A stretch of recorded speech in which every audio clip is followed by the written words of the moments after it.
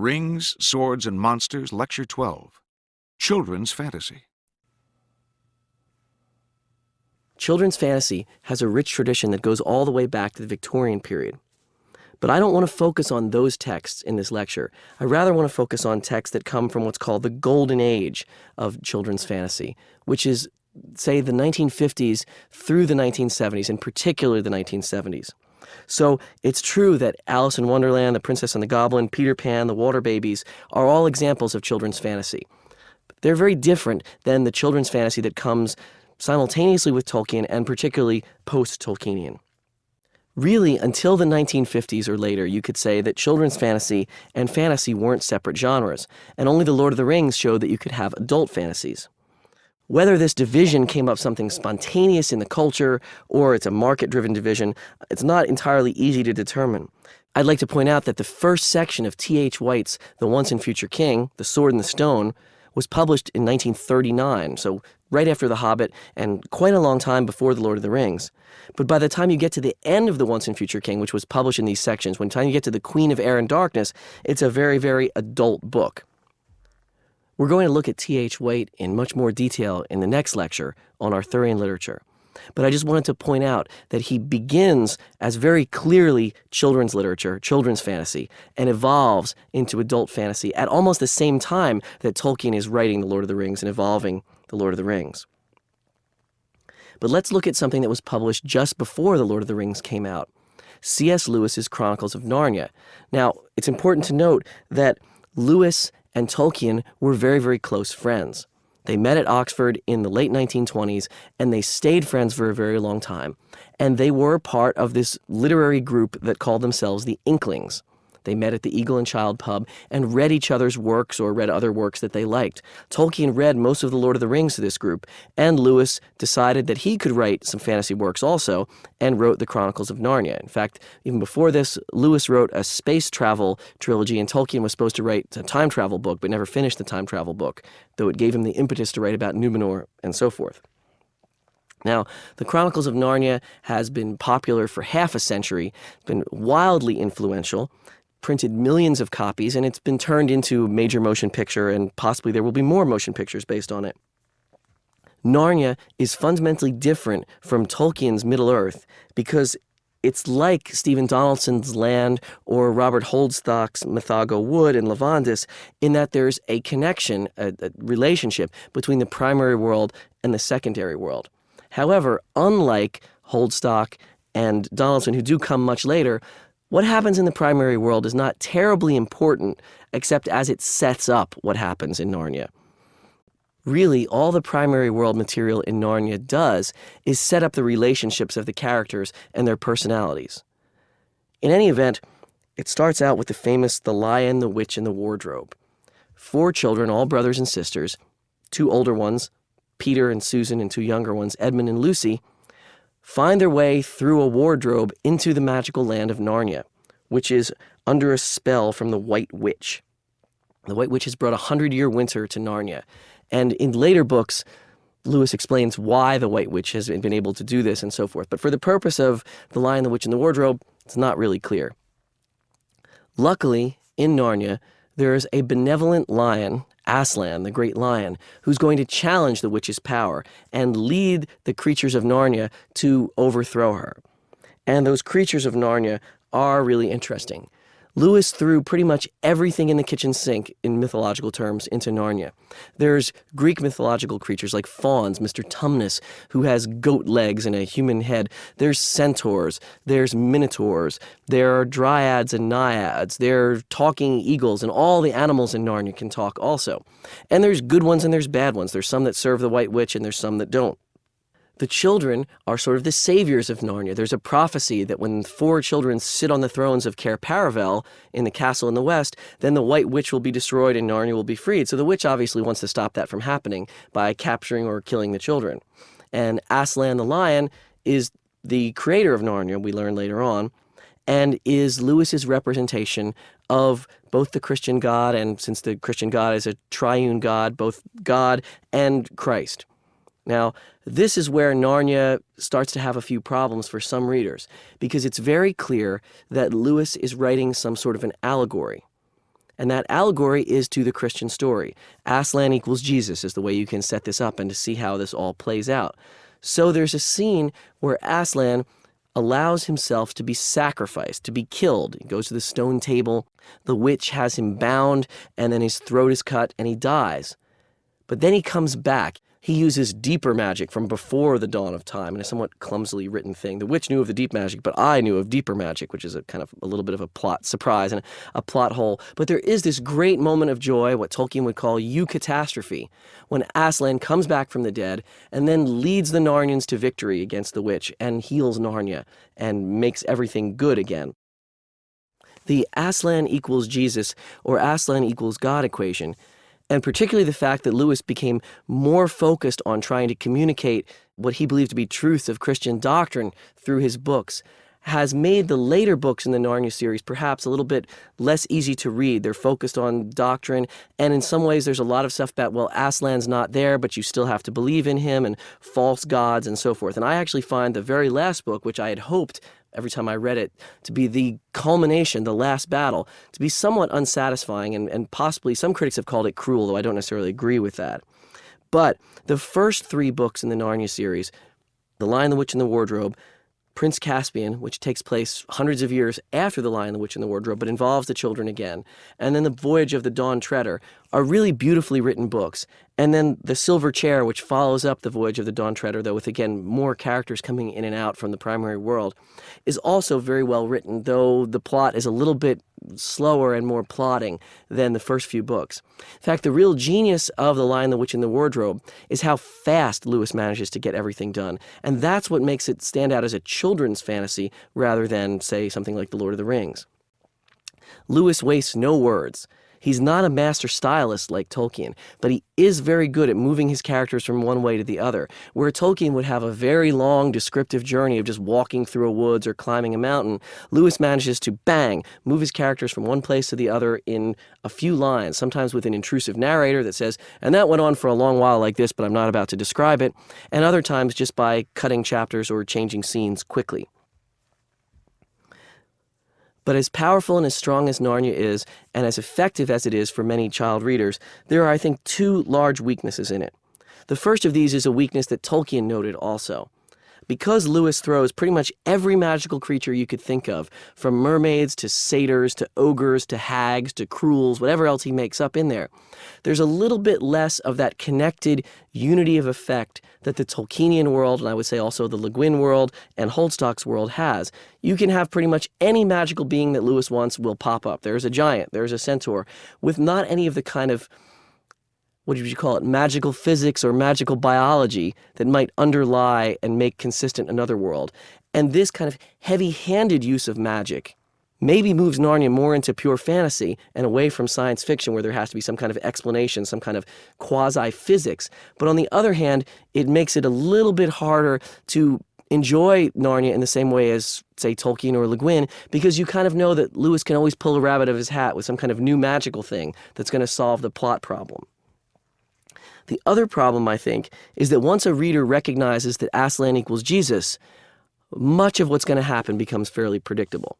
And I don't think Lewis minded that, because he was using Narnia not just to entertain, but also to communicate what he saw as the truth of his faith. And I don't want to undercut that. The Narnia books have been incredibly important to a great number of readers who otherwise feel very alienated from literature, because mainstream literature often is actively hostile to the Christian tradition.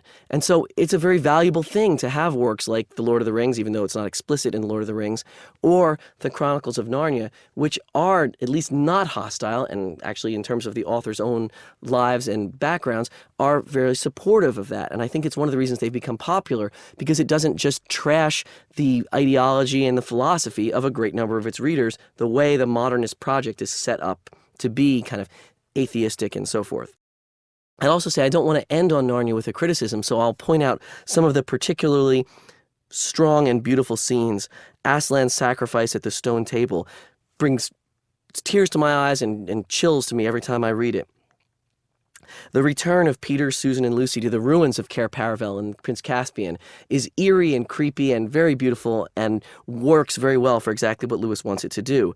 The gold-creating water at either Goldwater or Deathwater Island in The Voyage of the Dawn Treader has been an image that's been with me my entire life. When they dip a plant into the water and it comes out a complete, perfect representation of gold.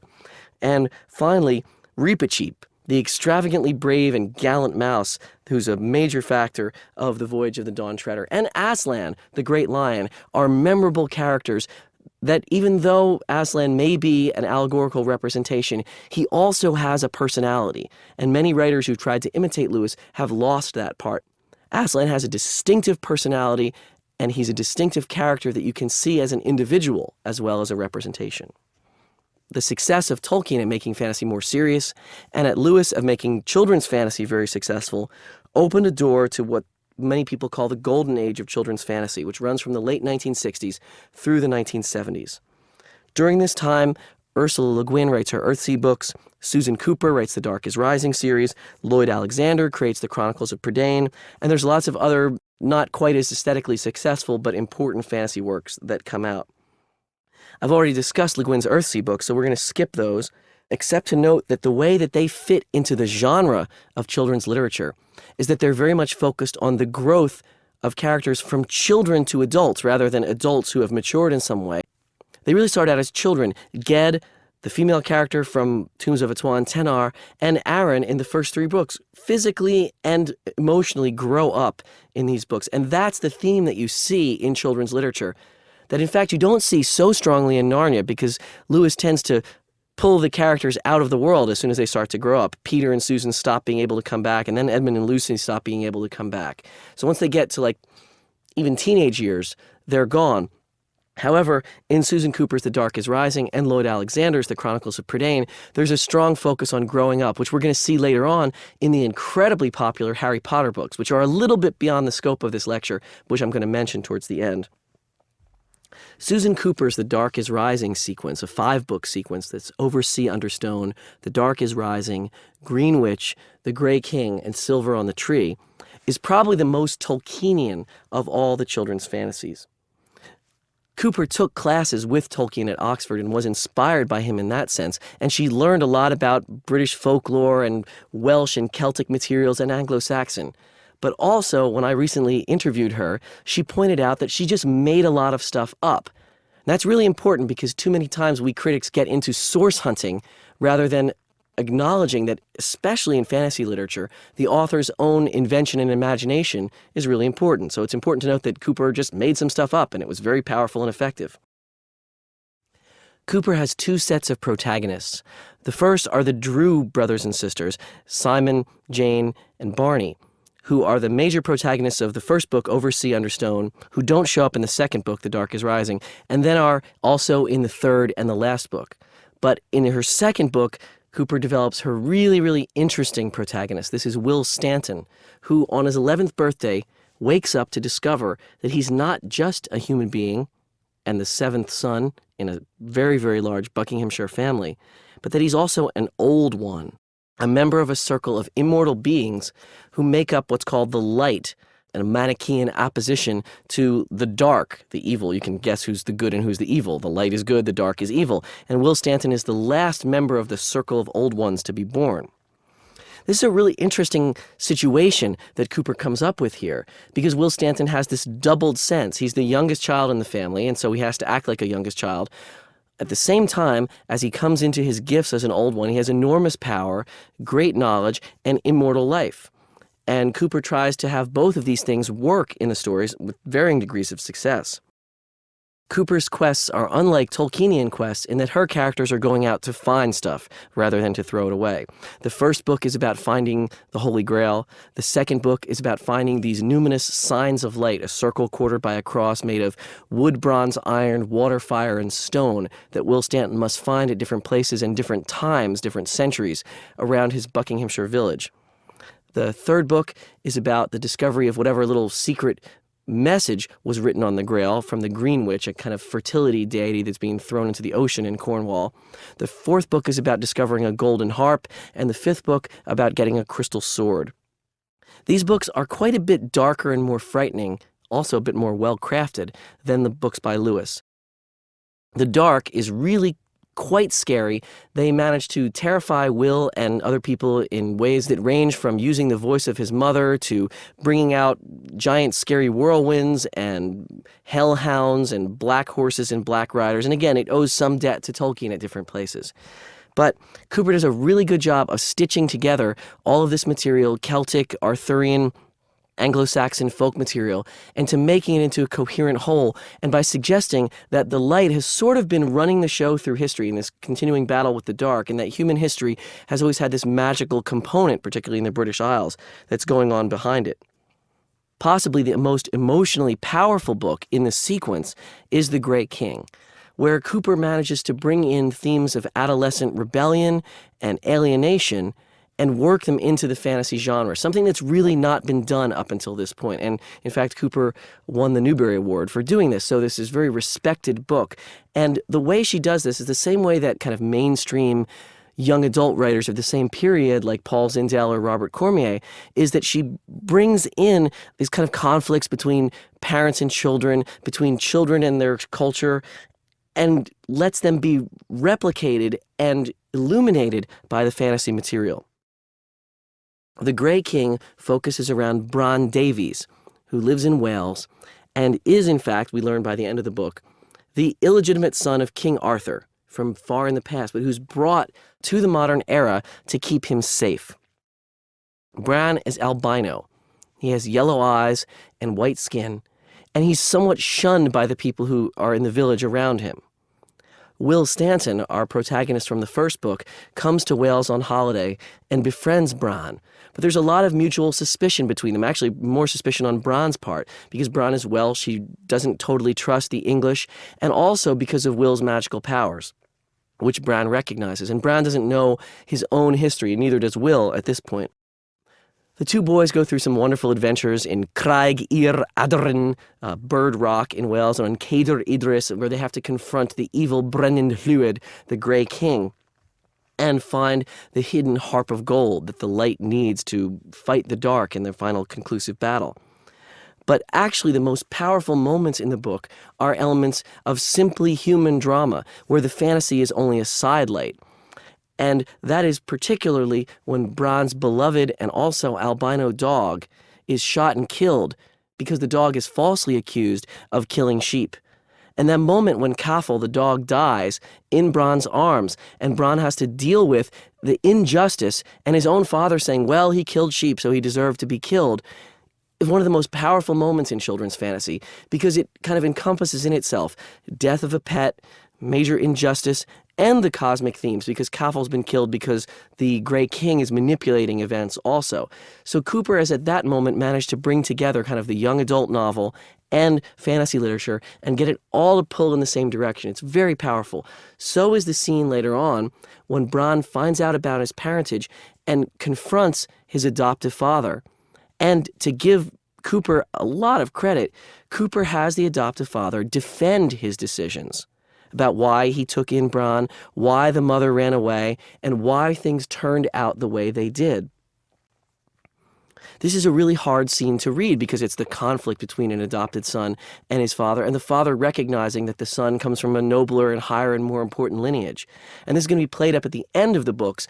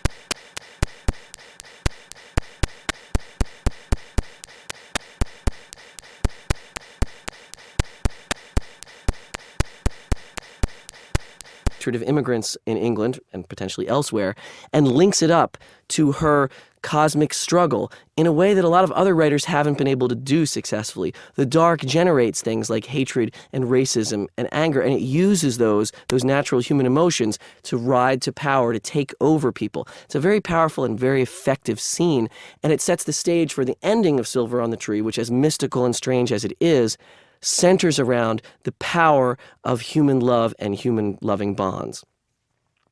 Lloyd Alexander's The Chronicles of Prydain, which is written about the same time, is much more lighthearted, though because it's fantasy, there are deaths and sacrifices and so forth, all in that lightheartedness. But Alexander, though he doesn't always succeed, at least tries to have some humor. A lot of that humor is generated by repetition. The overall story of the Chronicles of Prydain, a 5-book sequence, is how an assistant pig keeper became the High King of Prydain. And Prydain is basically medieval Wales, though Alexander has a little note at the beginning where he says it's not. It follows the geography of medieval Wales. It follows the legends of medieval Wales. The characters all have names from medieval Wales. So we'll settle that it's medieval Welsh stories, at least, that Alexander is using.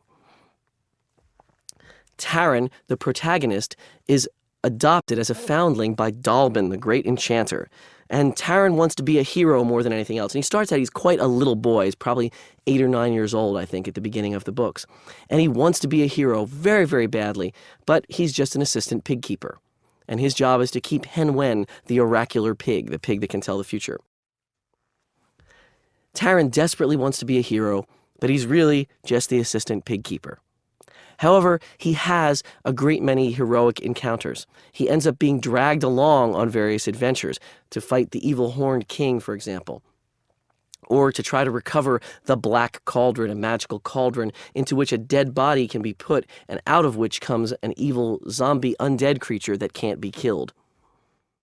Taran gathers companions the same way that Frodo does or any of the other protagonists of fantasy. In Taran's case, it includes Gurgi. It's not clear whether Gurgi's a person or a dog. He's kind of shaggy and strange and talks in little rhyming pairs like crunchings and munchings and so forth. He also meets Princess Eilonwy, who he falls in love with, though they both resist it throughout most of the sequence, and Fflewddur Fflam, a bard who has a magical harp that a string breaks on it every time he tells a lie, and Fflewddur has a problem with embellishing the truth, so that's a running joke that goes through these things. The side of the good in Prydain is engaged against a battle against Aran, the leader of the land of the dead, and as in Tolkien, there's a secondary evil lord, in this case, an evil queen. The most original and interesting of these books, the 4th book, Taran Wanderer, depicts Taran's growth to adulthood as he travels through Prydain and meets up with ordinary people rather than with heroic or monstrous or magical people, though there's plenty of that in the book also. Taran, in trying to find himself and trying to find his parentage, and also in to find out who he himself is, travels through the free commets and takes up a variety of occupations. He is a sheep herder for a long time with a man who claims to be his father but really isn't. I should note all along that Taran is hoping to discover that he has noble blood so that he can marry the Princess Eilonwy and be a hero. But he never discovers that he has noble blood. Instead, Taran travels through the free commets, the peasantry or the middle-class peasantry of Prydain rather than the kings and nobles and so forth, and he tries his hand at different occupations, from shepherd to blacksmith to weaver to potter. He becomes good at each of these things, though none of them is his true calling. He would love to be a potter, but he's actually less gifted at that than at other skills. But he eventually finds himself, by looking in a little mirror of water, he discovers that he is himself. This sounds like a banal conclusion, but it actually works very well. That it doesn't matter if he has noble blood, but that it matters that he has integrity to himself. And this sets the stage for the final book when there is, of course, the triumph of good over evil. The Chronicles of Prydain are a bit more juvenile than the other children's fantasy we've looked at, though I will note that at one point the bad guys are burning captives alive in wicker cages, so it's not perhaps a thing to read to your 5-year-old.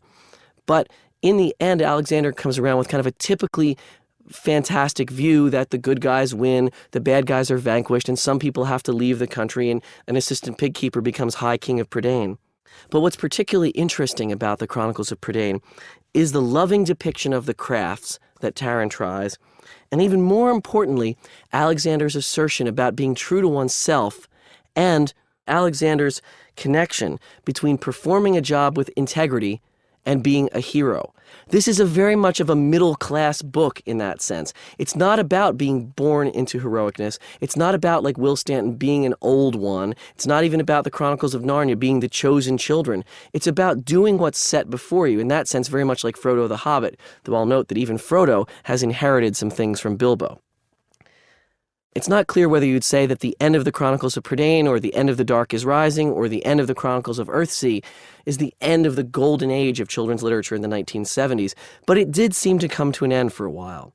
People assumed that fantasy had migrated from literature into things like video games, Dungeons and Dragons, and feature films, and for a while there was kind of a gap in children's fantasy.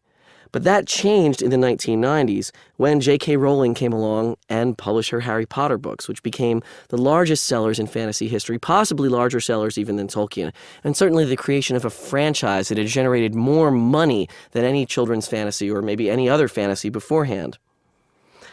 It's too early to know whether Rowling will succeed artistically the way she succeeded commercially. And I don't mean to say that Rowling is necessarily second-rate or because of her commercial success she's not an artistic success, just that the same way that you couldn't judge The Lord of the Rings until you had the scene at the Crack of Doom, you can't really judge the Harry Potter books until we get book 7 and find out how she closes this all up.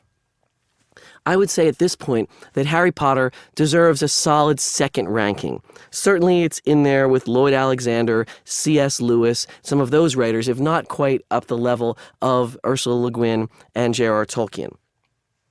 Rowling's genius and what she brings to fantasy literature that really no one else has accomplished before, though Alexander tried to do it, is to bring humor into fantasy. To make fantasy funny, but not to treat it ironically or treat the fantasy itself and the story as a joke. Terry Pratchett does humor very well in his Discworld books, but you get the sense that Pratchett doesn't take the whole kind of cosmic significance of fantasy. He's reacting against that. Whereas Rowling, it's very clear that the fate of the world hangs on what Harry Potter does. But she's got bad Latin puns, she's got a good play-off of traditional school stories and what happens when people go to school. Going to Diagon Alley and purchasing the wizarding school supplies is very funny. And the combination of humor and the high-stakes material makes for a very good read. I should also point out that the first few Harry Potter books are certainly aesthetically inferior to Lewis and even to Ursula Le Guin, though maybe they're about the same as Lloyd Alexander. But as the books go on, Rowling becomes a better writer, and she puts in much more conflict for her characters. Her characters are torn in that net of fate and between their destinies and their desires to have a normal life. They're torn between their desires to stick with their friends and to do what's right. And Rowling plays that off very well. And in her character of Lord Voldemort and the backstory that she gives in the later books, we see maybe more of a well-rounded evil character and how an evil character would develop than we've seen in any of the books previously, where the evil characters are evil kind of taken for granted.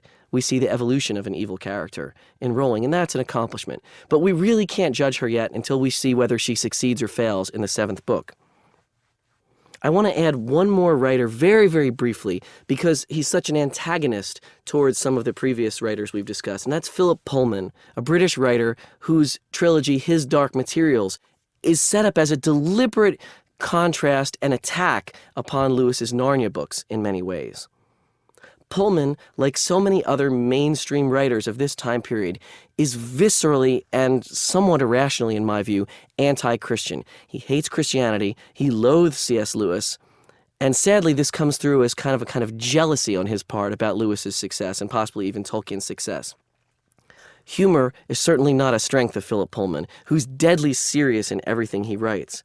But His Dark Materials retells the story of Milton's Paradise Lost in a really interesting way. His basic conceit is that human beings need to stop worshiping a god. They need to eat of the tree of knowledge of good and evil so that they can gain freedom. By the way, I think in some ways this is a misreading of Milton, but that's beyond the scope of this lecture. But Pullman's big conceit is that God is really the bad guy and the devil's really the good guy in the eternal struggle. And so he has his characters confront these problems as they go through. I wish he had had far less didactic lecturing and far more armored bears, which are exceptionally cool.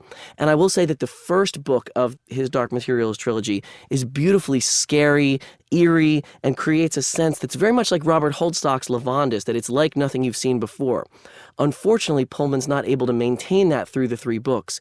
And what you get, in a strange way, when you get to the end of Pullman, you don't ever want to read those books again, which is exactly the opposite feeling that people get when they get to the end of Tolkien, Lewis, Le Guin, where they want to go back and experience it all over. With Pullman, it's very much like reading a modern novel. Like, okay, I'm glad I read that. It was interesting, and now it's done.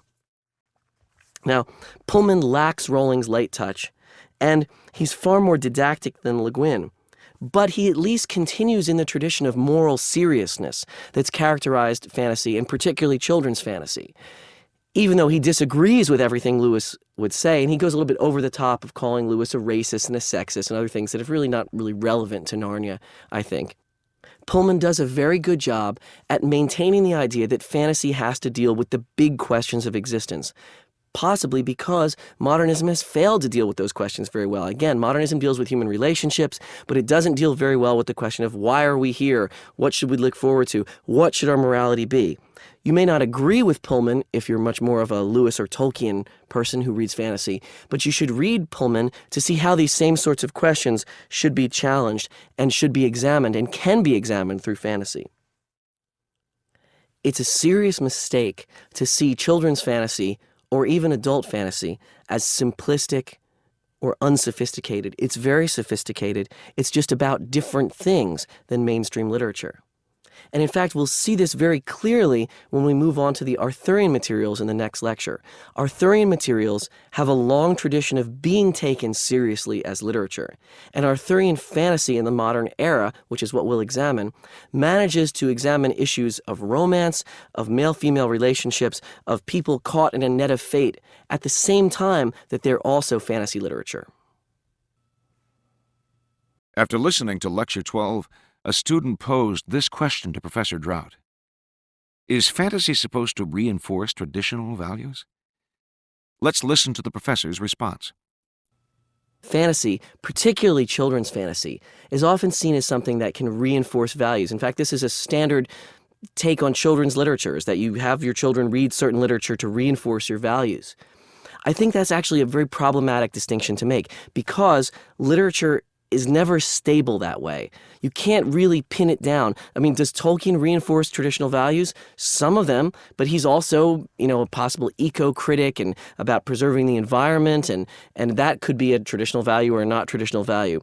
I think critics like Philip Pullman, when he's being a critic rather than a writer, and try to really go at Lewis and Tolkien and say, I want to be anti-Christian, are missing the point. That the real point of fantasy literature, if it provides escape and recovery and consolation, is not just to reinforce some kind of moral values, but to take people to a new place where they're going to construct their own values in some ways against what the writer's trying to force them into. I think this is really clear with Ursula Le Guin, who really desperately wanted to write a Buddhist or Taoist fantasy, and in my view, completely fails at that for the first 3 books until she finally figures out how to get it all to work. You don't have to know anything about Buddhism or Taoism, and it fits perfectly well with the Western Judeo-Christian tradition in Ursula Le Guin. I think likewise, Philip Pullman would like to write something that's anti-Christian, but it's very hard to do as much as he tries to go against Christian doctrine, because really, all religions are supporting things like be good to other people, be respectful, and you're not going to anti that. You can't write a complete anti-culture or counterculture, even in fantasy, even with dwarves and elves and witches. And even when you try to do something like John Gardner's Grendel, which is hard to say whether that's fantasy or not, right? From the point of view of the monster, he makes the monster into a person. It's no longer a monster. It's a person who's been mistreated. And I think that's the great power of literature. Iris Murdoch says the purpose of literature is to show that other people exist. What does that really mean? It means that as soon as you put a character into a piece of literature, people treat that character as if it's a real person, whatever it is, whether it's a dark lord or a talking mushroom or a centaur or a faun. And I think that power of literature is what keeps literature from being just propaganda for any side. This ends Lecture 12. Rings, Swords, and Monsters, Lecture 13. Arthurian fantasy. Up until this point, I've really held off on discussing Arthurian literature, even though it's such an important part of fantasy and has been since before there was fantasy. There's been Arthur stories that go back into the distant, distant past. But the problem with Arthurian fantasy is it's not clear what genre it belongs to. And in this lecture and the next one, I'm going to be talking about works that may be in more than one genre, or at least are not completely comfortable inside the fantasy genre. Now, one of the big reasons that Arthurian literature doesn't quite fit into fantasy literature is that it didn't develop in the late 19th and early 20th centuries the way fantasy literature did. Arthurian literature goes way, way, way back, and it's been influential in different ways in different centuries, almost as long as there have been English speakers. Arthurian literature is also so varied and so popular that it's really hard to trace out a single line of descent. It's what biologists would call a reticulated genealogy, that's like woven like a basket, where something from one century influences something from another, but then something contemporary influences it also, and you can't make it into a nice straight line the way you can, say, Beowulf, Gawain and the Green Knight, Lord of the Rings, Stephen R. Donaldson, or something like that. Arthurian literature doesn't work that way. It's such a major cultural industry, and it's so contested in that various different writers want to own Arthurian literature in their own ways that it's hard to pin down. So, for the purposes of this discussion, I'm going to make a gross oversimplification of Arthurian literature in the 20th century. That would be Arthurian fantasy, and focus really on three authors. The most important of these is T.H. White, who wrote The Once and Future King. Now, White's important, first of all, because he predates Tolkien, so he shows what you can do with fantasy before Tolkien has come along. But he's also important because his style of fantasy is so influential later on, and also because he shows the evolution from children's fantasy to adult fantasy in the same book, not even in the same series of books. We're also then going to talk about Mary Stuart, the great successful Arthurian fantasist of the 1970s and very early 80s. And then we'll end with Marion Zimmer Bradley, whose Mists of Avalon and subsequent sequels to those books really set the stage for a flowering of Arthurian literature that's still going on now in a way that's invited new writers and new approaches into the genre. Now, theoretically, Arthurian literature goes all the way back to the historical King Arthur.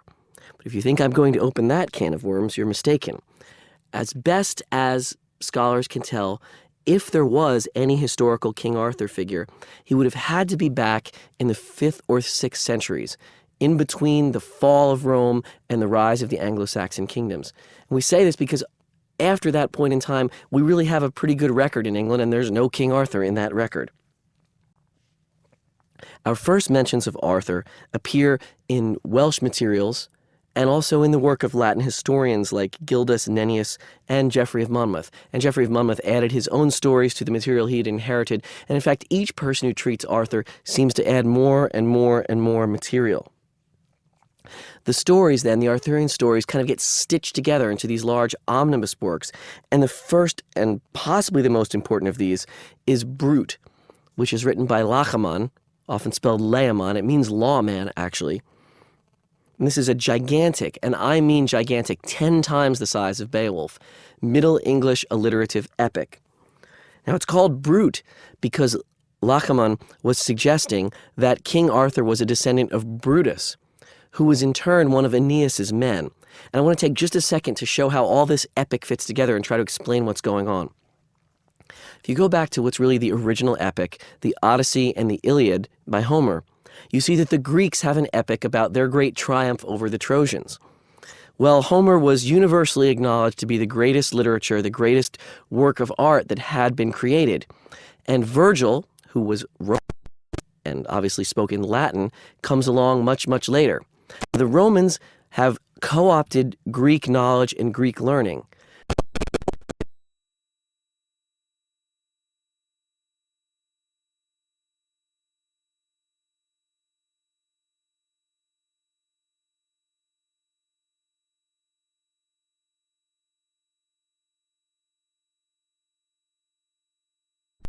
And makes them the founders of Rome. Aeneas is one of the founders of Rome, and it's the journey of Aeneas that borrows very heavily from the Odyssey, connects up with the Iliad, but now you have an epic in Latin about how great the Romans are.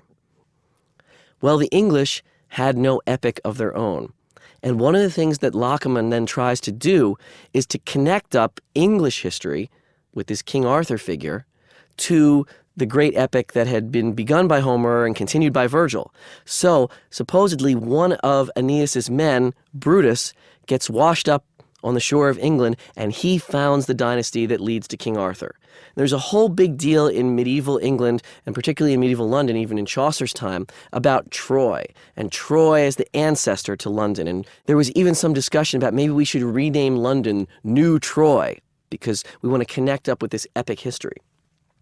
This is also the kind of thing that Tolkien was doing when he said he wanted to make a mythology for England. But he was deliberately avoiding the Arthurian material. Even though he did try to write an Arthurian romance, he petered out after a while and he never was able to finish it. So Tolkien felt that the Arthurian material wasn't authentically English. It had connections, very strong connections to the continent, and it linked up with that southern Latin and Greek tradition. And Tolkien wanted to have something that came more from the Germanic tradition. But regardless of whatever Tolkien wanted, in the background history, you have Lachenmann and Brut in this very, very long epic, and then you have a flowering of Arthurian literature a little bit later. Arthurian literature was made massively popular by writers in French. Chrétien de Troyes, who lived from 1135 to 1183. Marie de France, who probably lived in England but wrote in French. Both of these writers collected Arthurian materials, turned them into romance, and stitched them together, though they weren't in complete large epics. And Marie de France is actually called the Lay of Marie de France. These are short tales that have been collected together but didn't necessarily overlap with each other. We have another interest in Arthurian materials that we see in the poem Sir Gawain and the Green Knight, which is about Gawain, Arthur's nephew and one of his greatest knights, and takes place at the beginning at the court of Camelot. So we know that Arthurian material was popular there. Chaucer also deals with Arthurian material in The Wife of Bath's Tale. And so we know that this idea of Camelot, this idea of Arthur, was really powerful in England for centuries. Well, sometime between 1450 and 1470, so between 50 and 70 years after Chaucer's death, Thomas Malory, in his Morte d'Arthur, collects together all of the Arthurian stories he could come upon, and he rationalizes them. He makes them create an effective story arc. The Arthurian stories now have a coherent outline, and they're put to the service of one long epic. And Malory holds the same place in Arthurian literature as Tolkien does in fantasy literature. After Malory, everyone who comes along has to deal with the Morte d'Arthur, has to at least say, I'm departing from it, or I'm imitating it, or I'm explaining it in some different way. That's how important Malory is. And Malory is hugely influential. In fact, is the great influence on T.H. White, whose Once and Future King is the primary book we're going to talk about. But of course, things don't just jump right from Malory in 1470 to T.H. White in 1939. There's a lot of things that happen in between there. And the most important of those for our purposes is the major interest in Arthur that happens during the Victorian period and the crossover of Arthur from just adventure material into very serious literature that happens when Alfred Lord Tennyson, the most respected and award-winning poet of his time, creates the Idylls of the King, which is a series of poems based on the Arthur material. There we have King Arthur as absolute high culture, and it's still studied as absolute high culture, though many people, myself included, would suggest that these are not actually Tennyson's best poems, that Tennyson is trying too hard to be archaic and unusual, and when he writes more naturally, his poems are better. But anyway, they're still great poems, and they're taken seriously by the Academy. Now, literary history doesn't just jump from Alfred Lord Tennyson to T.H. White. In fact, what happens in Arthurian literature is very analogous to what happens in fantasy literature in general, in that the Victorians developed markets. And there's a lot of Arthurian material that goes into children's literature and children's fantasy. There's lots of King Arthur's tales for children and moralistic versions of the Knights of the Round Table and so forth. And that's really what T.H. White's also building upon, though he himself would say he's going right back to Malory. But there's this big tradition of popular Arthurian materials until then. Now, I don't think that there's really any argument that the most important adaptation of King Arthur material after Tennyson, and possibly even after Malory, is T.H. White's The Once and Future King, which was published in its entirety in the early 50s, but had started to be published as early as 1939. The Once and Future King is so influential, not only because the first section was made into a Disney film, and the book as a whole was a source for the musical Camelot, but because so many authors who've come along have felt the need to deal with White's adaptation of Malory. So you can even see a chain of influences from Malory to T.H. White to the subsequent writers such as Marion Zimmer Bradley who come along and deal with the Arthurian material. White's novel is broken up into 4 separate books: The Sword and the Stone, The Queen of Air and Darkness, The Ill-Made Knight, and The Candle in the Wind. And these were published as individual books, though they were very short and almost immediately stitched together into a whole book. I should also add that White wrote a 5th book called The Book of Merlin that was published after his death and is sometimes published as part of The Once and Future King, though White never finished polishing it, and many subsequent critics, myself included, feel like it's not a very good ending to The Once and Future King and should remain separate from it. But that is one critical opinion, and there are others. White re-envisions King Arthur as a very decent, but not particularly bright young man, who through his education by the enchanter Merlin learns about the natural world and the human world and develops a kind of theory of governing that allows him to be the first king to make things to be right in England and not just dependent on the power of might and of power. Now, T.H. White comes up with a very good gimmick for Merlin. Like the White Queen in Alice Through the Looking Glass, Merlin lives backwards. He's born at the end of time, and he gets younger while everyone gets older as our time goes the opposite direction. So Merlin knows everything that's going to happen, but he often doesn't remember the things that have happened. It's a really excellent gimmick, and it allows White to do all kinds of cute anachronisms and amusing things that Merlin can have 19th century clothes or 20th century newspapers or various other ideas that he normally wouldn't have. And it also allows there to be less of a focus on kind of manipulative magic, though Merlin can do magical things like turn Arthur into a fish or put the sword in the stone and so forth. The anachronisms that White uses allows him to create some really beautiful scenes in fantasy literature that draw on realistic conventions, but are allowed to kind of run wild and free because it is fantasy or Arthurian literature. So, for example, in this little passage I'm going to read, White is describing Merlin's house in the woods and what's in there. There was a real cork-and-drill hanging from the rafters, very lifelike and horrible, with glass eyes and scaly tail stretched out behind it. When its master came into the room, it winked one eye in salutation, although it was stuffed. There were thousands of brown books in leather bindings, some chained to the bookshelves and others propped against each other as if they had had too much to drink and did not really trust themselves. These gave out a smell of must and solid brownness, which was most secure. Then there were stuffed birds, popinjays and maggot pies and kingfishers and peacocks with all their feathers but 2, and tiny birds like beetles, and a reputed phoenix which smelt of incense and cinnamon. It could not have been a real phoenix because there is only one of these at a time. Over by the mantelpiece, there was a fox's mask with Grafton, Buckingham to Daventry, 2 hours, 20 minutes written under it, and also a 40-pound salmon with Awa 43 Min Bulldog written under it, and a very lifelike basilisk with Crowhurst Otterhounds in Roman print. There were several boar's tusks and the claws of tigers and libards mounted in symmetrical patterns, and a big head of Avis Paul, and you get the idea of what's going on here. He's putting a list of the kind of things that would be in Merlin's room, but he's mixing in 20th century things or conventions like writing the name of where something was caught under it. And that's what White does really, really well throughout the book. What White's doing here is finding a way to mediate between the Arthurian world, which is alien and about kings and princes and queens, and the ordinary world. And he does that by bringing in elements, anachronistic elements, from the 20th century into the writing. White also creates a kind of interesting doubled irony where he brings the Malory story into his own story, as if he's the one telling the journalistic truth, and Malory's the one who made an interesting story out of it. So, for example, he says when he looks at the family trees of Arthur and Gawain and Mordred and how the tragedy was that Arthur had slept with his sister and fathered a son by her, that this is why Malory entitles his book The Death of Arthur, because it's an Aristotelian tragedy about sin coming home to roost.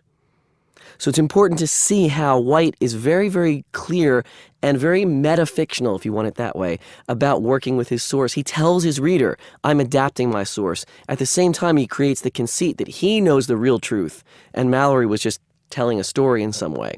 Though at the very end of The Once and Future King, he puts Malory into the story. He has Malory being there with King Arthur, and King Arthur telling young Thomas, go tell the story. Don't get killed in the battle. Promise to me you'll go tell the story. Now, again, time-wise, this can't work at all. There's no way that the real King Arthur, whoever he was, could possibly have been living in 1450 or whenever it was that Malory would have been alive. But it works very well for the purposes of the story. So, what does White do with the story?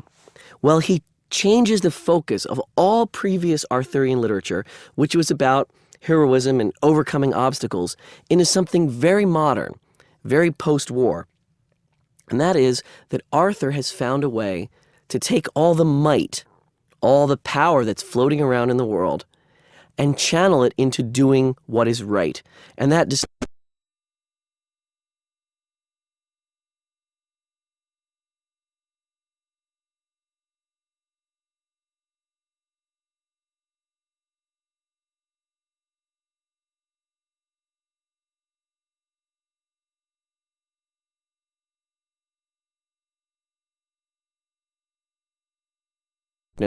and the ill-made knight are mostly about the success of the Round Table. And what White learned that many other writers haven't quite gotten was that the only way to make something really, really tragic at the end is to make it really beautiful and happy in the beginning and the middle.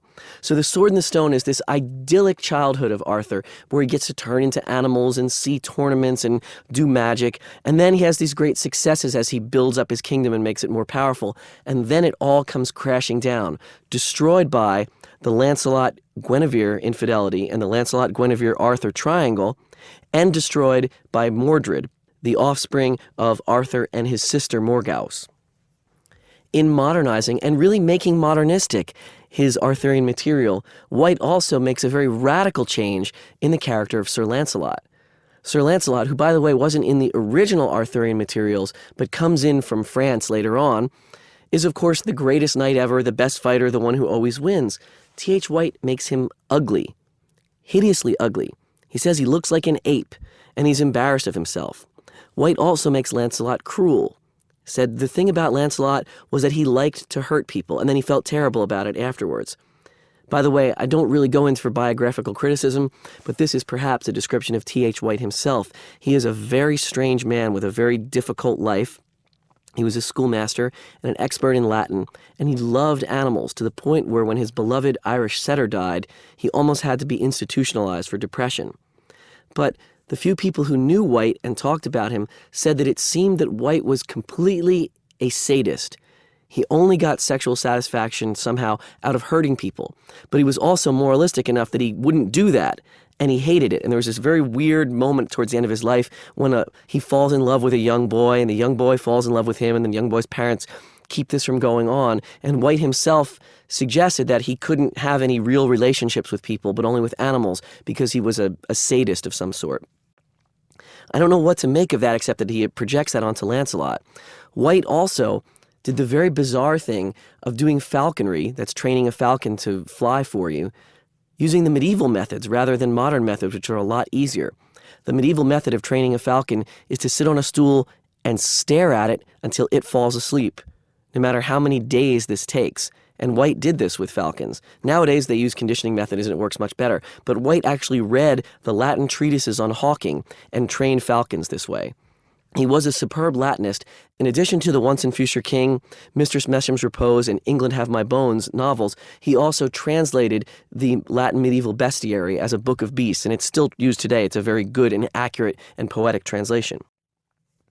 White's other great achievement was to make the Middle Ages, which have stereotypically been called the Dark Ages, which were seen as some kind of interregnum between the great classical period and the great Renaissance period, White made the Middle Ages beautiful in his book, more than anyone has done before or since, even more than Tolkien, since Tolkien's work takes place in Middle-earth and not in the historical Middle Ages. And I could read page after page of T.H. White showing what medieval scholars know about how beautiful the Middle Age is, but I'll just pick one particular small one here.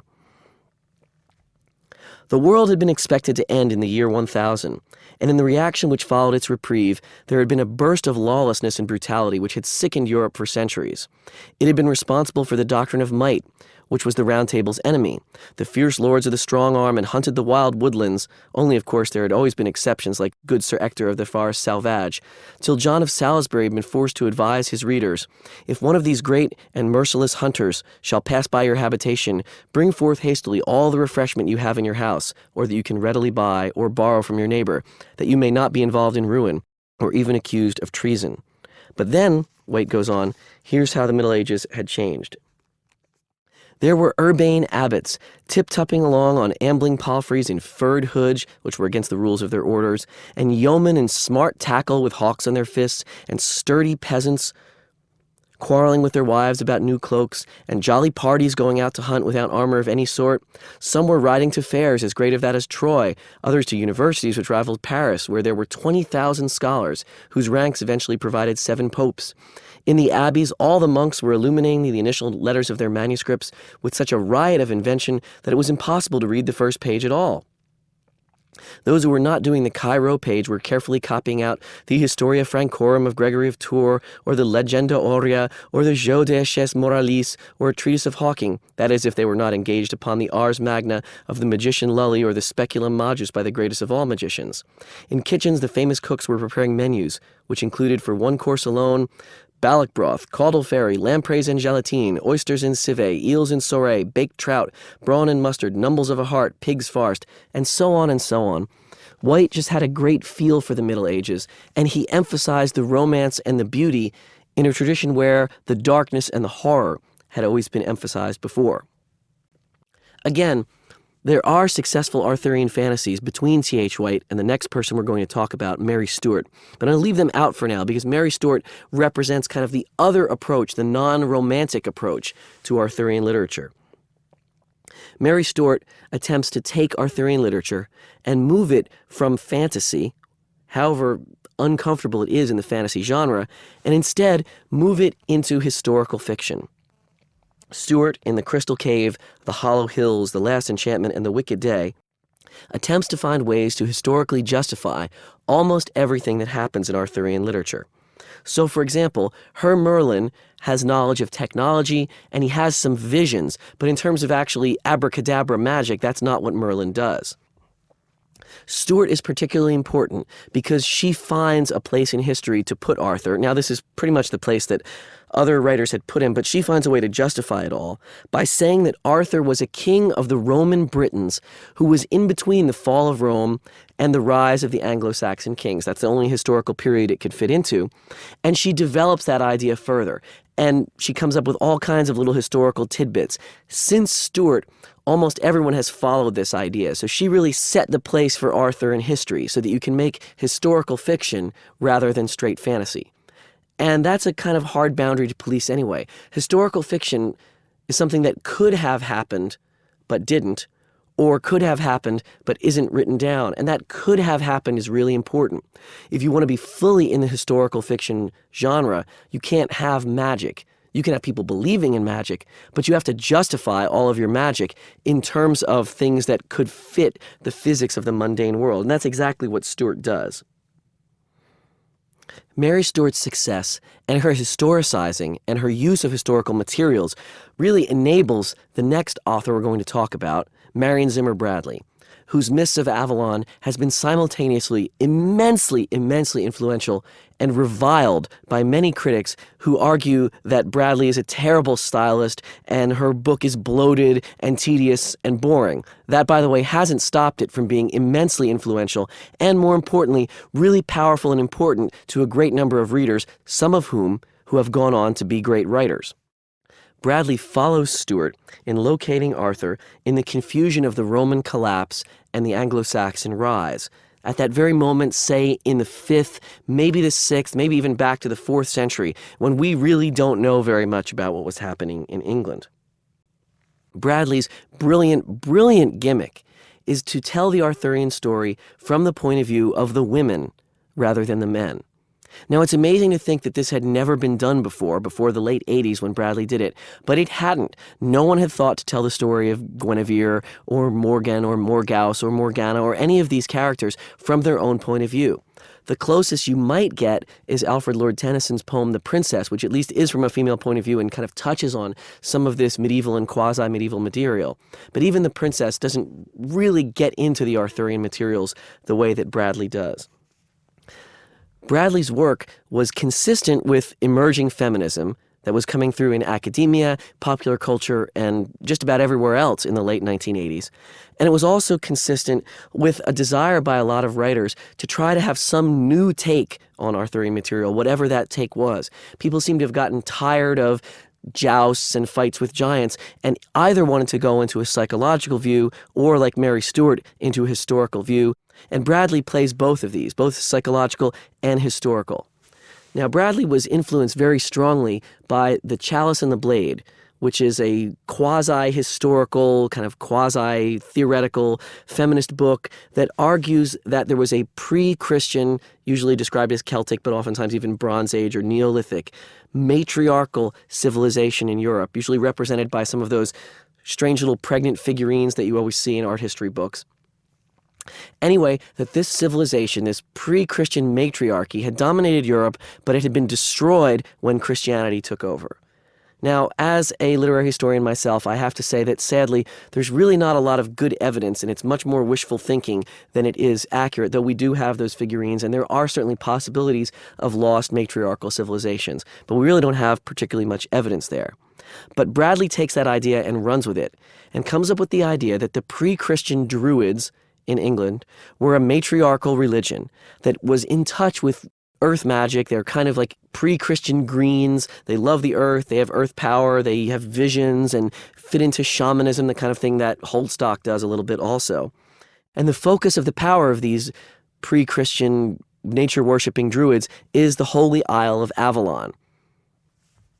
So we have goddess and nature worship, shamanism, and magic, and also Bradley connects this up with the kind of historical background of who were these women with Welsh names who kept marrying into these important English families, where did they come from, and how could she connect it all? Well, they come from the family of Avalon, and Arthur is a child of Avalon in some ways. He should have been a priest of Avalon, except that from his father he also becomes the King of England.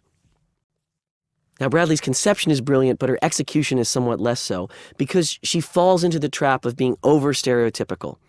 Every single Christian in the Mists of Avalon is close-minded, violent, destructive of the old religion, hating everything that's not under their control, and antagonistic to Avalon. Likewise, almost every single druid or priestess is in touch with nature, in touch with their own sexual self, etc., etc. You can see how this goes. It's almost a cliche, and it becomes pretty tedious after a while because you know in the 910-page book what every person's character is going to be as soon as you know which side they're on. But that said, despite all of its flaws, The Mists of Avalon is enormously important for a couple reasons. And I think the first is the hardest to measure.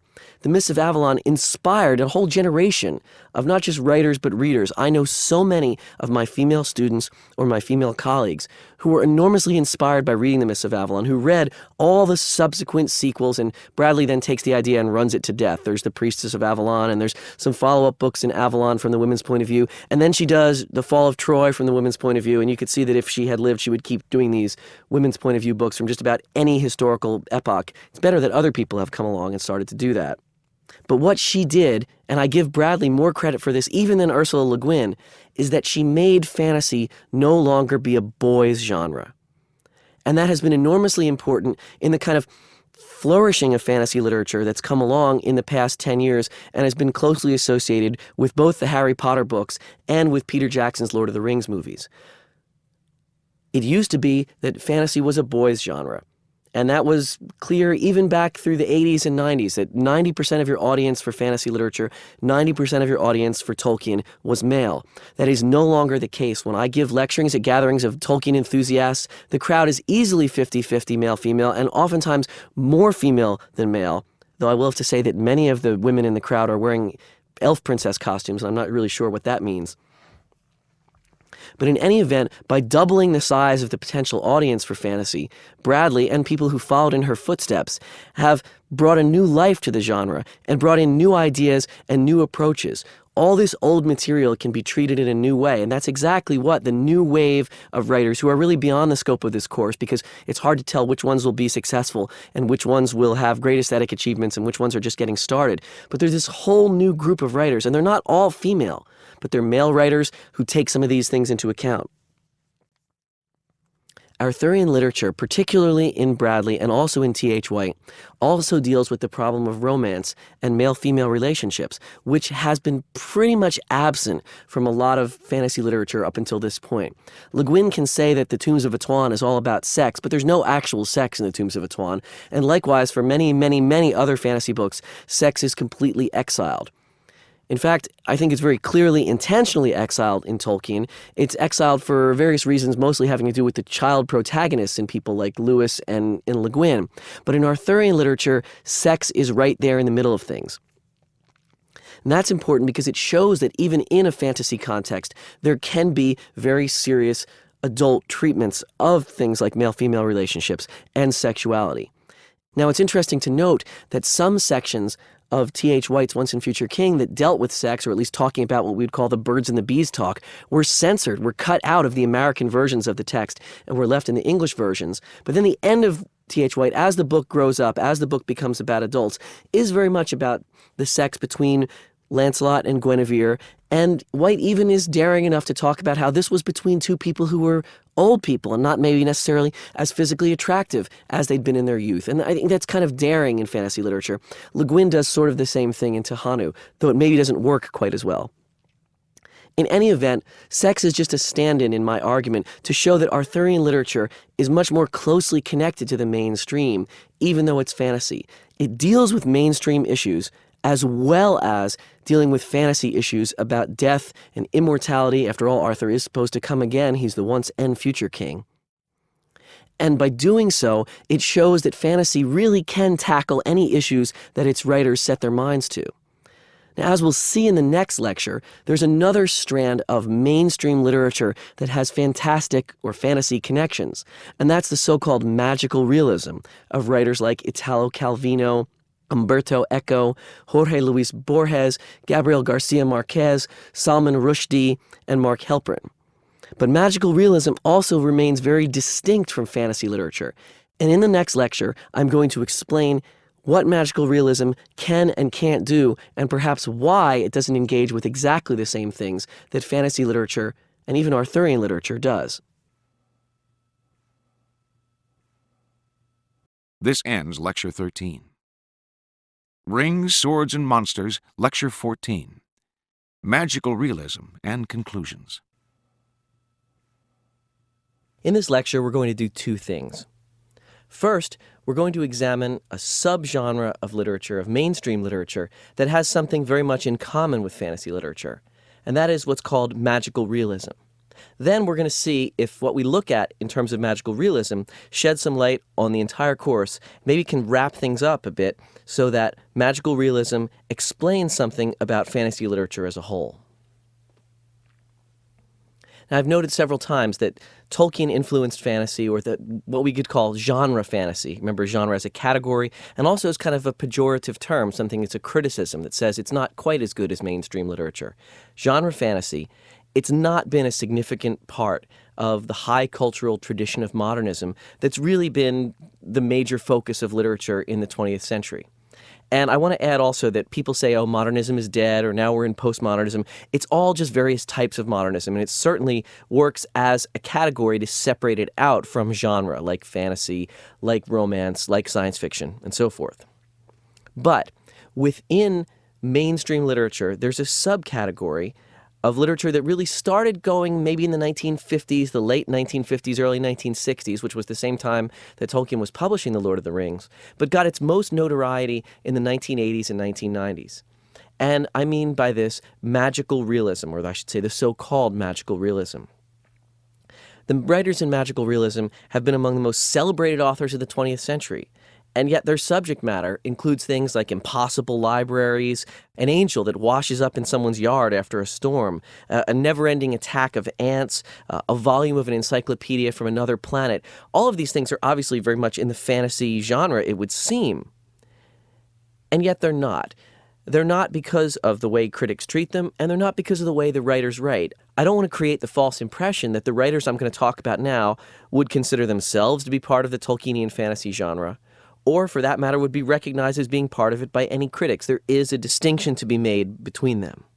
Now, these magical realist writers include Jorge Luis Borges, Italo Calvino, Umberto Eco, Gabriel Garcia Marquez, Salman Rushdie, and the American writer Mark Halperin. The tradition is for the most part made up of Latin American writers like Borges and Garcia Marquez, but obviously there are Italians like Calvino and Eco, and writers who work in English like Rushdie and Halperin. Now, what do all these writers have in common? Well, first of all, they're not bound by the ordinary rules of terrestrial physics, and they don't seem embarrassed about that. They're not science fiction writers in the sense that they explain why physics doesn't have to apply in their works, and they're not fantasy writers in that they say, oh, it was magic. Rather, they treat these fantastic occurrences as if they were ordinary events to be described in realist terms, which is where the term magical realism comes from. Magical realism, as I said, has gotten every mainstream accolade you can get, and there's serious academic study. Some people have said that Jorge Luis Borges is the greatest writer of the 20th century, and Garcia Marquez is considered one of the greatest living writers right now, as is Salman Rushdie. So in that sense, these writers could not be further away from Tolkien or Stephen R. Donaldson or Terry Brooks, who really have not gotten a lot of academic credibility until very recently. You can, in fact, devote an entire course to magical realism or to any of its authors as individuals. They all have substantial bodies of work. They all have done very well both popularly and critically. But I think instead of trying to have a wide survey of magical realism, which, as I said, it could be an entire course, I'd much rather focus on just a couple writers and short individual works to give you a chance to understand how it works in detail, examining something up close rather than the grand picture of things. And then we'll see how maybe the details can show us the grand picture. Let's start with the Argentinian writer Jorge Luis Borges. He's one of the oldest writers on the list. He lived from 1899 to 1986, and he probably wields the most influence, not just in fantasy, not just in magical realism, but also in mainstream, plain old mainstream literature, and also particularly in science fiction. Borges worked almost entirely in the short story form, and that in itself is incredibly different from the massive novels you get with Tolkien, Le Guin, and so forth. Borges was also, a lot like Tolkien, very interested in using academic forms in his writing. He uses footnotes, he uses digressions, he invents strange authorities that nobody's ever heard of, and he uses real ones and he interchanges them, so you can't really tell if he's just making something up or if he's actually read up on it and is bringing some obscure bit of academia into his writing. He does both. Borges also, interestingly enough, liked the Anglo-Saxon language, just like Tolkien. I know someone who was seated next to Borges at a dinner for visiting academics back in the 1970s, and Borges insisted on trying to speak not in Spanish, not in English, but in Anglo-Saxon, which he'd been training himself to read and to understand. And he, according to my informant, spoke it quite well, actually better than the informant did. Borges also had opinions about things that are very, very technical in Anglo-Saxon. One of his short stories, he mentions the Anglo-Saxon poem The Grave and talks about whether it should be dated to the 12th century or earlier and things about the dialect. Now, this is a poem that, nobody studies, and Borges knew about it. So this suggests his incredibly wide range of knowledge and also his interest in the details of knowledge making, of the way people create knowledge about things, which we might call epistemology. The first Borges story I want to examine is called The Library of Babel, which describes an enormous library.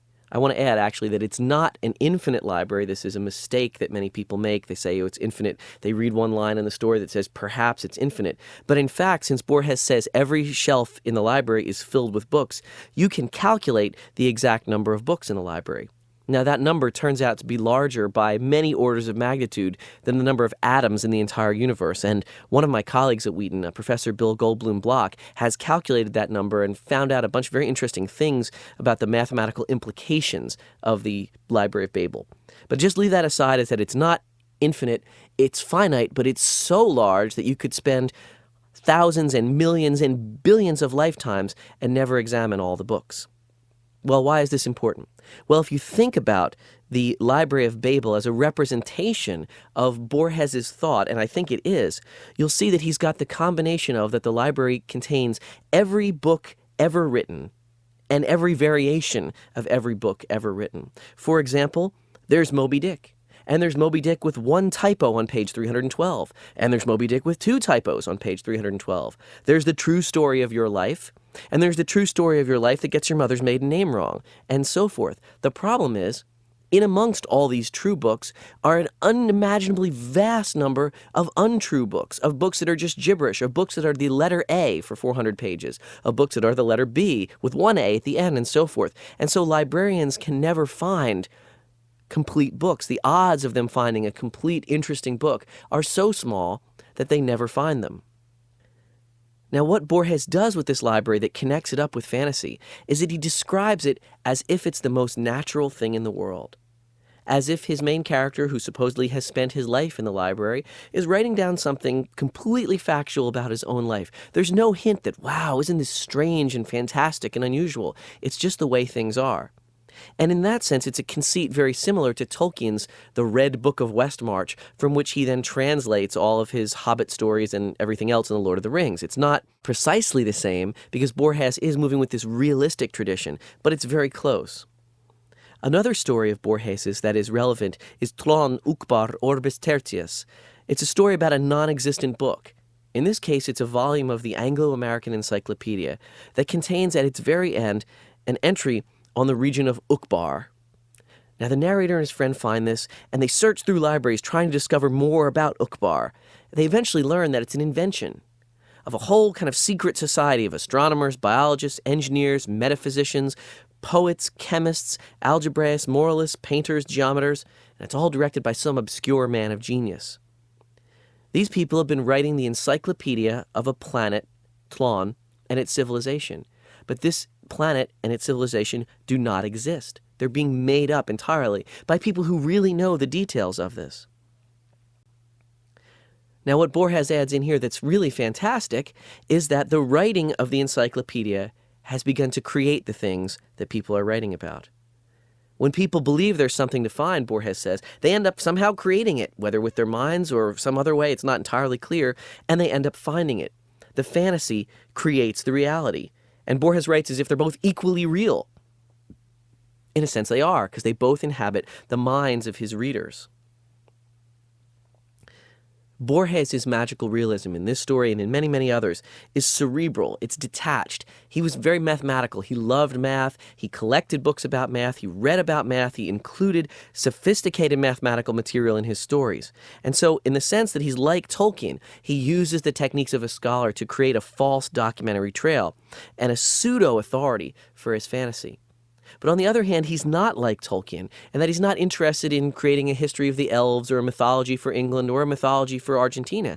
He's much more about writing things that interest him, giving vent to ideas that trouble him. I mean, he worked in a library, and he can see what soul-killing places they can be when you see how many books there are and how you could never get through reading them and how someone's magnum opus of a book gets shelved behind the maps and never seen again. And Borges is playing with these ideas, very sophisticated ideas. They are not, however, the kind of huge big picture ideas about ethics and morality and how should we live like Tolkien. They're big picture in a different sense about mathematical ideas and ideas about whether things exist and how they exist. My favorite story by Borges is actually only a paragraph long. It's called On Exactitude in Science. And it says that in one kingdom, the royal cartographers got so good at making maps that they made a map that was the same size and had the same amount of detail as the thing that they were mapping. And then what happened is people went off and lived in the map because it was identical to the thing. This is what I talked about several lectures ago about the map not equating the territory, or if the map did equate the territory, it became the territory. Well, Borges does that all in one paragraph and brilliantly.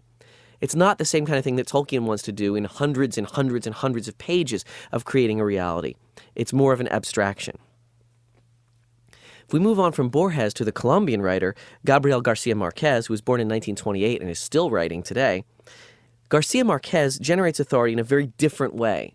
He uses the techniques of realistic fiction that have been honed and have become kind of consensus techniques and conventions over the past 2 centuries. So I want to look at his story, published in 1955, A Very Old Man with Enormous Wings.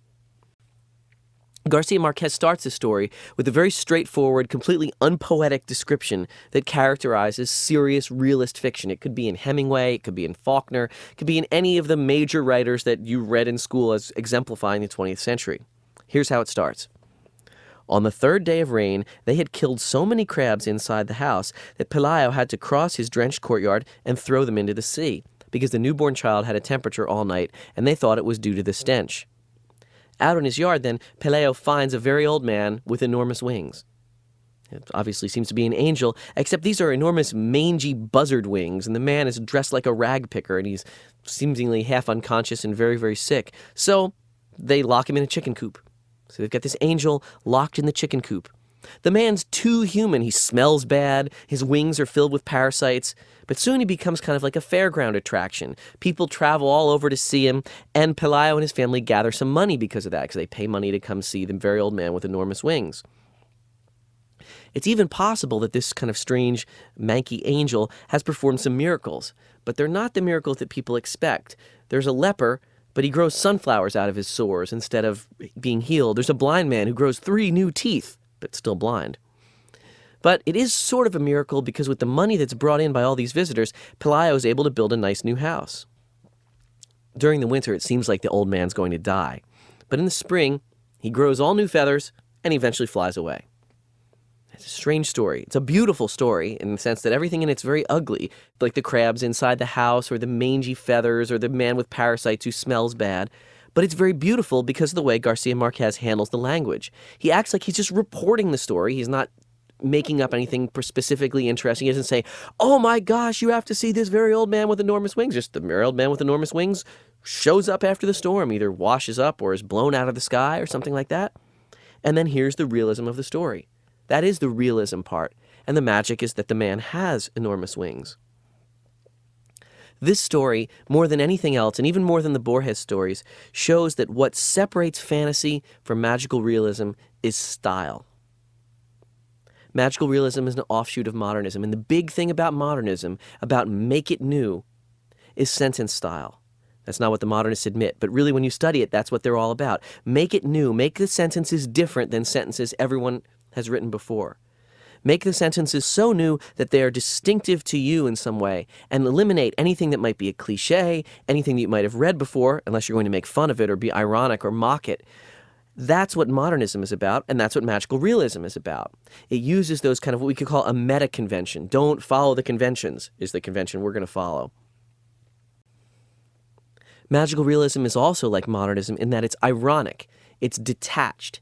It doesn't ever have a happy ending, but it might not also be the kind of overblown large-scale tragedy you would get in 19th century literature, in literature like Thackeray or George Eliot or people like that, where there is a tragedy or there's a great sorrow at the end. Magical realism doesn't need to have that, but it also avoids that eucatastrophe that Tolkien talks about, the unexpected happy ending that might even include the deus ex machina of eagles swooping down to save everyone. Magical realism isn't about that. It's about getting you to think, like Borges, or it's about getting you to question and examine ideas, but it's not about getting you to feel joy, joy beyond the walls of the world, as Tolkien says fantasy literature is. Now, it may be that, as the most vocal critics of fantasy say, the thing that separates genre fantasy from magical realism is just that genre fantasy is poorly written. If Tolkien had been as good a writer at the sentence level as Salman Rushdie or Mark Halperin, then he'd be respected in the same way they are.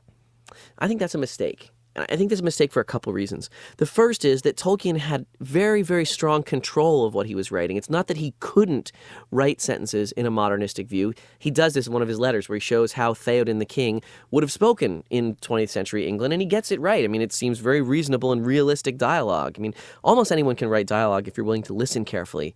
So it's not that Tolkien couldn't do it. It's that he chose not to. And you can say, well, that just was bad choice, stupid idea. But he was aiming for a different effect, and fantasy literature at its best is aiming for a different effect from magical realism. In other words, fantasy has a different aesthetic from modernism. And critics of fantasy have spent their lives working in the modernism tradition. They've spent their lives trying to figure out and explain the modernist aesthetic, And a lot of that does come from Henry James, as I've mentioned a few times, the idea of that there's realism and it's about serious psychological interiority. Well, that's not always the case for magical realism, is it? I mean, The Very Old Man with Enormous Wings isn't about how Pelayo feels about the old man. It's about how the town reacts, but more it's about getting you as a reader to try to think about, well, what if a very old man with enormous wings blew down into your yard?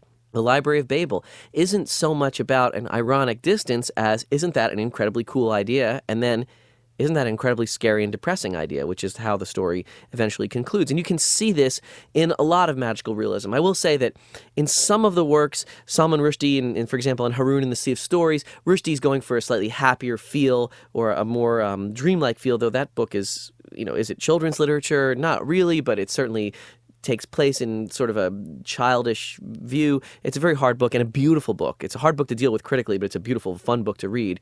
Mark Halperin also occasionally has more of an uplifting, happy ending, though again, not in the same way. There's always a big price to be paid in his books that the characters have paid, even in their fantasy world, even in, say, Winter's Tale with its beautiful conception of kind of an idyllic, magical New York City at the turn of the century. There's still a lot of sorrow and sacrifice. Now, there's sorrow and sacrifice in Tolkien and Le Guin and others, but it's handled differently. It's handled for the sense that it's something to go through to then reach the happy ending, to reach the evangelium, as Tolkien would call it. There's also another way we can distinguish between mainstream literature, even magical realism, and fantasy. Mainstream fiction in the 20th century is most often about wants. These are very serious wants. They're about wants. I want respect, or I want freedom, or I want to be treated as an individual, or I want to have the group that I represent be respected. But they're still about wants. Fantasy is often about characters' needs. It's about how do we get enough food, or how do we not get killed by the bad guys, or how do we not get swallowed up by the Dark Lord. It's very different to have a story about needs and about wants. And people would say that, well, wants are much more sophisticated, but wants also shows that they're coming from a society that has the luxury of talking about wants.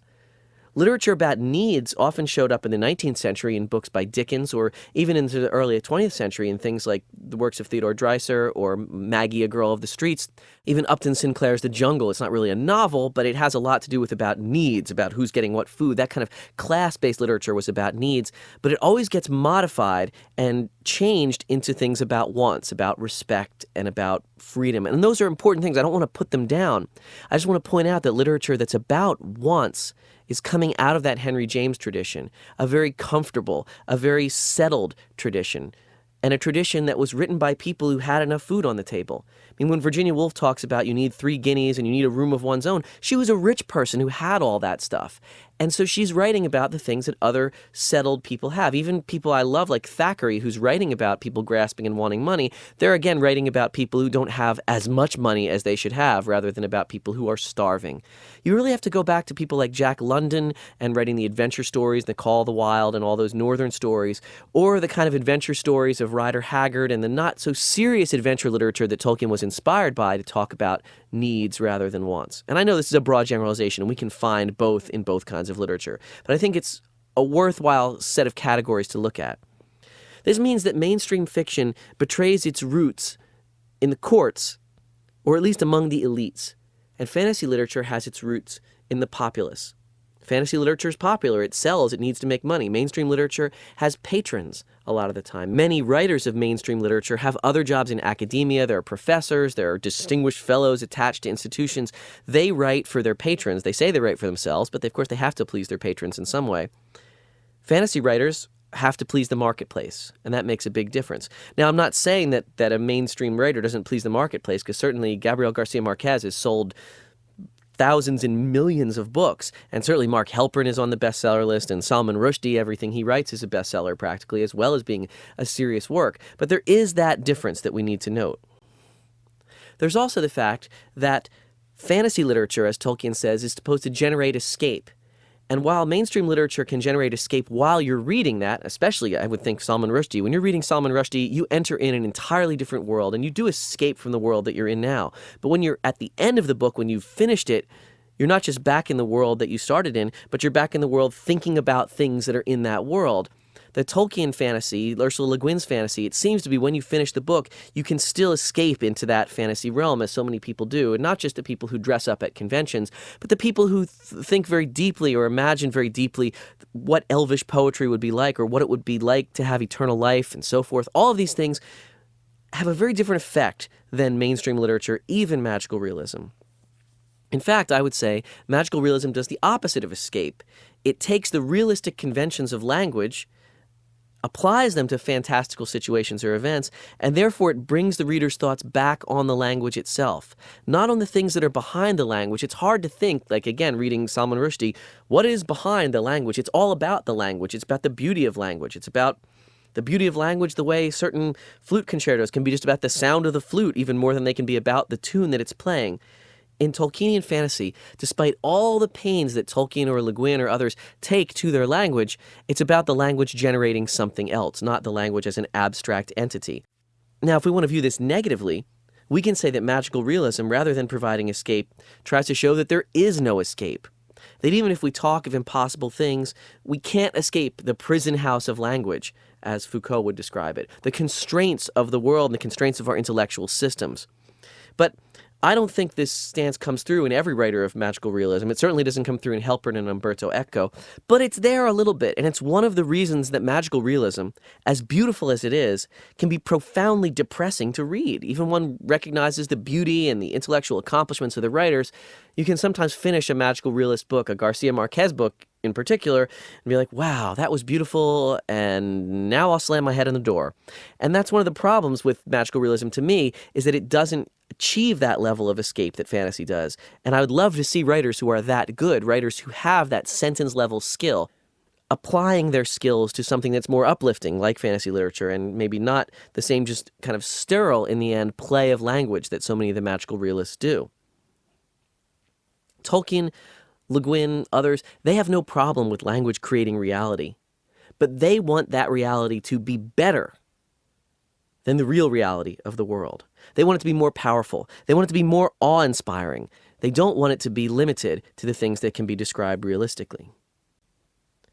Tolkien, Le Guin, Holdstock, Donaldson, Brooks, at their best, want to examine what it means to be human, just as any mainstream writer does, but they want to do it by removing the surface structures of the present world and seeing how humans in all their variety might behave in a different world. And when I say all their variety, yes, I mean elves and dwarves. They're obviously humans. They're different abstractions of different kinds of humans. There are different abstractions of different things that all humans have in them. Tolkien thought that elvishness was sort of a higher power or a more beautiful and accomplished level of humanity that could enter into any individual human. So magical realism is, for all its remarkable style, its remarkable insight into human psychology, in the end, it's another form of modernism, and it's not fantasy. It's separate, and we should use it to look at fantasy to see that they deal with many of the same similar issues, even if not elves and dragons, the same kind of fantastical material, the same kind of magic, as it were, though magical realism does never explain how the magic works. That's one of the points of it. But even though they deal with the same things, in the end, they really are separate categories, and it's worthwhile to keep them distinct. Fantasy is attempting to break free from the modernist realist requirement to focus on the world as it is. Instead, it attempts to create an entirely different world. Now, there's a big question that arises is, what about the politics? Because that's one of the things that modernist literature has gone into more and more and more, and certainly more since 1950 and even more since 1990. Where modernist literature is about politics in a lot of ways, and how does literature generate the politics that its authors and I guess its readers want? Now, these tend to be of a certain strand, and I'm not really getting into that because I'm not interested in the kind of boring question, is Tolkien right-wing or left-wing? Who cares? And how could you even tell anyway? The categories don't work. If you really wanted to push it, Tolkien would be right-wing in that he believed in monarchy and he believed in hierarchy, and he'd be incredibly left-wing and he believed in tearing down power, and he would be a Green if he actually voted today because he was opposed to industrialization and factories and in favor of any kind of environmentalism whatsoever. So where does he fit? It doesn't matter. That's not the important point. The important point is to see how these politics may play out and whether they're really relevant to our discussion. I'm not sure that they are. Fantasy's politics have often been criticized as being reactionary or not getting people to change enough, but I think that's a misreading of fantasy. It says, oh, all the good things were in the past and we should go back to the past. That's not really what fantasy says. It creates a past that never existed. It gives you ideas about how the world could be so that you could make an intervention into this current world to change it. Yes, fantasy suggests that a lot of traditional morality is still valid. That's the whole thing about good and evil. But I actually don't think that that's as politically problematic as a lot of people like to think. Traditional morality can have people be kind to people who are weaker than them. It can have them be generous to people who don't have as much as they have. And I think that that's as progressive a vision as you ever need to see anywhere. I mean, the whole idea that the hobbits, even though they're not particularly powerful, even though they don't generate a lot of economic opportunity in the Shire, should be free to live in the Shire just because they want to be free, I think that's a politically powerful statement. They don't deserve to be taken over, even though there is a king, even though they don't produce any of the things that people would, I guess, want produced in Middle-earth, elvish rings or magic. That's not what the hobbits are for. But they're just valuable because they're happy, free people. And I think the value of freedom, however that's constructed, is really one of the key elements in fantasy literature. And as we try to tie all of this up together, I want you to think back across all the fantasy literature we've read and discussed and think about how the idea of freedom continually is played up in fantasy. More so in many ways than it ever is in modernism. Because so much of fantasy, because it's about quest, because it's about defeating the Dark Lord or keeping magic alive in the universe or investigating the past in some way, is about maintaining human freedom. And that freedom is emphasized exactly because fantasy has kings and oppressive dark lords with evil armies and people with genetic or hereditary powers that other people don't have. It then highlights the importance of freedom and the importance of imagination in a way that the magical realists do a little bit of, but mainstream modernists aren't very good at all. I said before that modernists were not very good about the problem of death, and I'll stand by that comment. When modernists talk about death, they talk about how death affects other people around us. They talk about how death destroys communities or brings communities together or changes human relationships, but they don't talk about the big abstract problem of death, the problem that bothers people. Now, maybe it's just a childish thing to say, I'm really bothered by the idea that I might have to die sometime. And in fact, I know I'm going to have to die sometime unless some really amazing scientific invention comes along or techniques that I don't really expect. Now, you say this is a problem that people grow out of once they're out of their adolescence, but I don't agree. What people do is they sublimate it. They say it doesn't bother them. They say it's all about what it does to the family or what it does to the other people. But in a sense, that problem of death is still hanging around there. And it's my experience that people use fantasy literature, they particularly use Tolkien, to talk about these problems, to talk about the problem of eternal elves, for example, or to talk about the problem that Frodo and Bilbo, despite all their service to the powers of the world, are going to have to die, even when they get off to the Blessed Land. And I said, when I was a child, I thought they got to go to heaven. I was very disappointed when I read Tolkien's letter, and he said, no, they have to die. They're mortal. All mortals have to die. I think that kind of wrestling with those big issues is what fantasy does best. And it does it in such a way that you're dealing with deep-seated psychological interior issues by putting them on the outside. By rather than doing kind of a Jamesian or a James Joycean for that matter, or a Virginia Woolfian view of, well, what was this person thinking about as they dealt with death and how do they wrestle with it? You take death, you put it over here, and you say, here you have a chance for, say, eternal life, but as a wraith, or you have death, or you have Le Guin's attempt to bring in Buddhist and Taoist sensibilities, that really a death in which your own individual identity is preserved is morally wrong, despite its great tradition. That's Le Guin's major argument in The Other Wind, in her concluding book in the Earthsea trilogy. She finally finds a way to break away from the Christian material that she has inherited. She said she was being Taoist all along. I don't think she managed it. But in that final book, she says, an afterlife that preserves individual identity destroys the world in a certain way. And that afterlife has to be reconfigured so that people can be reincarnated and reborn, not as their own individual identity, but as energy or a spirit or something like that. You don't have to agree with that. You can have a perfectly strong faith and belief in an afterlife like that Tolkien devoutly believed in and sort of hints at in his material, or some kind of strange afterlife like Holdstock and his mythopoeic power where you would come back because people believed in you or something like that, or because they wrote you down. It doesn't matter. The point is that you've taken this very difficult topic, put it out there, made it abstract in some way, and then allowed readers to wrestle with it. That's the real value of fantasy to me. Fantasy forces us to grapple with the impossible by creating impossible worlds that are so real and so beautiful that when we enter into them, we believe they're really there. Think of all the people who have created fan art based on The Lord of the Rings, who have created landscapes and costumes and artifacts, all based on that material. It's not just a childish affection. It's a really deep engagement with literature, a deep engagement that people no longer have in many ways, or not as many people, or let me put it even better, not enough people have with mainstream literature. If mainstream literature wants to think about how do we re-engage with so many people, you might look to fantasy to see how fantasy does it by allowing people to enter into the story and create the story on their own and take up parts of the story and use it in their own lives, the way that people, maybe in a strange or silly way, when someone says to you, "May the peace of the valor be with you." Now, you're going a little bit far, taking Tolkien's material as a religion rather than as literature, but it shows how powerful it's been. And even though I love Ernest Hemingway and Virginia Woolf and Toni Morrison like no one else, I can't see myself doing that with any of their material. That's what's really important about fantasy, is that it does something different that literature always used to do, that when literature was a kind of oral tradition, this is what it did. I want to close then with the question and the problem, maybe, of why fantasy has become the dominant mode of literature in the 20th century. If you go by sales and you go by movies and you go by eyeballs reading the literature, fantasy is dominant right now. Well, why is that, do you think? I think it's because that fantasy is reinventing something that was lost. I've said this before. I think it's reinventing the oral tradition. I think it's reinventing the captivating story, the secondary world, that was pushed to the side when people came up with this really, really cool technology of printing, of cheap printing in the 18th and 19th centuries. All of a sudden, you could do things in print that you couldn't do oral tradition-wise, and you couldn't even do manuscript-wise because you couldn't distribute your manuscript to so many people. And you have serials, and you have long, long, long novels like in the 18th century, things like Clarissa or things like Tristram Shandy that can play with a blank page.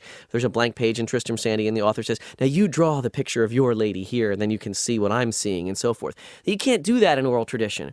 And what happens is authors are experimenting with this new technology, and they develop all these cool things with the new technology, and they build on each other, where one writer then builds on what a previous writer's written and moves further and further away from that oral tradition. Eventually, you get so far away from that oral tradition that while you're doing amazingly interesting things, you've left a gap. This is the gap that popular music rushed into after what we now call classical music, which was very much popular in the 17th, 18th, and 19th centuries, moved on and became more recherche, more about itself, more about its authors, and its authors writing for other authors, or its artists writing for other artists. There was a gap, and sadly, in some ways, popular music rushed into that. Well, I think it's the same thing that's going on in literature, that a gap was forged with mainstream literature, and fantasy has rushed in to fill that gap. Now, I think what's great about this is that fantasy has evolved and will continue to evolve to fill that gap in better and better ways, to become better fantasy literature and more interesting. That Tolkien's literature, yes, it may cast a great shadow and it may have an anxiety of influence upon everyone else, but more and more people will come along and they'll write beyond it. The same way that they wrote beyond all the greats who created literature, going back Shakespeare and Chaucer and beyond into the past. People overcame their anxiety about those father figures, if you'll call them that, now father and mother figures, I guess, and then created beautiful works of their own. That, to me, is the great value of fantasy, because it takes us further and deeper and higher so that when we return to our own world, our perspective is changed, and we see the old world in a new way.